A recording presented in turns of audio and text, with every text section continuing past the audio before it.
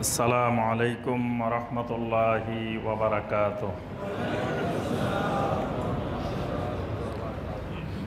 ওয়া কাযালিকা তুখরাজুন, আল্লাহ পাক বলেন যেভাবে মৃত জিনিস থেকে জীবিত বের করেন, জীবিত থেকে আল্লাহ পাক মৃত বাহির করেন, মৃত জমিনকে আবার জীবিত করেন, ঠিক একইভাবেই তোমাদেরকে মৃত্যুর পরে আবার বের করা হবে। মৃত্যুর পরে তোমাদেরকেও ঠিক এইভাবে তোমাদের চোখের সামনে মরা জমিন আল্লাহ জীবিত করেন, তারপরে মৃত প্রাণী থেকে জীবিত বাহির করেন, জীবিত থেকে মৃত বাহির করেন। তাহলে তোমাদেরকে কেন বের করা যাবে না? ওয়া কাযালিকা তুখরাজুন, তোমাদেরকেও ঠিক একইভাবে বের করা হবে।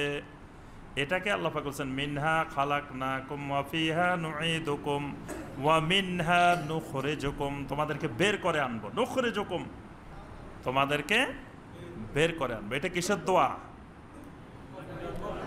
জি, দাফন করার দোয়া। এটা দাফন করার দোয়া নয়, এটা কোরআনে কারিমের একটা আয়াত।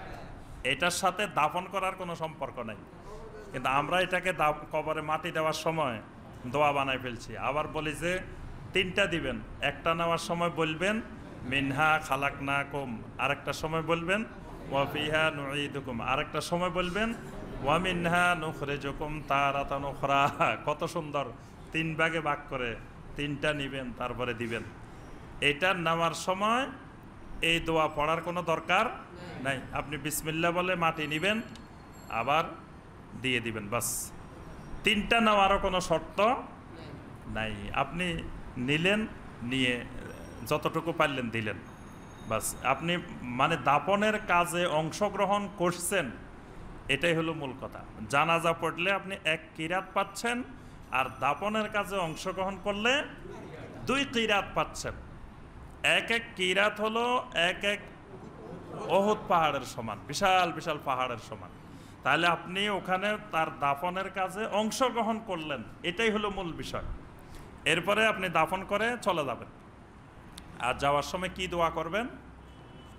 আল্লাহুম্মা গফির লাহু, আল্লাহুম্মা সাব্বিতহু, আল্লাহুম্মা গফির লাহু, আল্লাহুম্মা সাব্বিতহু। এটা বলতে বলতে চলে যাবেন। ওই মোনাজাতের জন্য বসে থাকবেন না, মানে আপনার কাজ শেষ।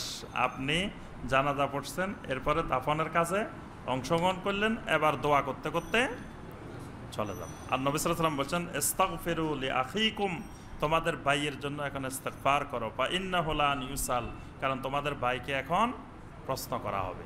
তো কি দোয়া? নবী সাল্লাল্লাহু আলাইহি ওয়াসাল্লাম এবং সাহাবায়ে কেরাম এটা বলতেন যে আল্লাহুম্মা গফির লাহু, আল্লাহুম্মা সাব্বিত, হে আল্লাহ তোমার বান্দাকে মাফ করে দাও, তোমার বান্দাকে প্রশ্নের উত্তরে সাবেত রাখো। বাস। এখানে মিনহা খালাকনাকুম বলা দরকার নেই। মিনহা খালাকনাকুম হলো ইমানি বিষয়, মিনহা খালাকনাকুম হলো ইমানের বিষয়, মানে এটা হলো তাওহীদের বিষয়। এটা ওই কবরের সাথে সম্পৃক্ত বিষয় না।